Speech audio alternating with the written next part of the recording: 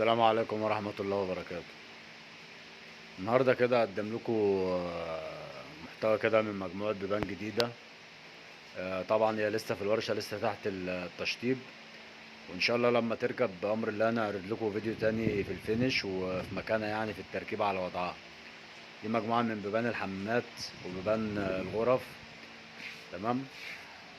لسه طبعا تحت التشطيب. البيبان دي طبعا حاجة محترمة جدا، قطاعات الشريف علي حسن، قطاعات محملة جدا. باب محترم، فيه صنعة، فيه شغل، فيه شكل، فيه جودة. فيه حلق دوران، فيه ضلفة دوران، فيه دوران جوه الضلفة. معمول فيه شغل دهب مراية. شغل دهب مراية وفيه حقن فوم. باب يعتبر دبل، كله خوارج ودواخل. في كتل ازاز، عبارة عن عكس اخضر. ازاز دبل، شغل جورجيا. في قوالين تركي. ده كده يبقى الخارجي بتاع الباب، وده كده يبقى الداخلي بتاع الباب. من جوه طبعا معمول شغل مرايات. تمام.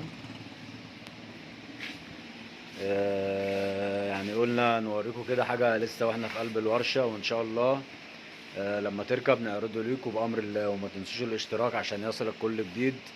إدارة أحمد المصري أبو يزيد، كل سنة وأنتم طيبين.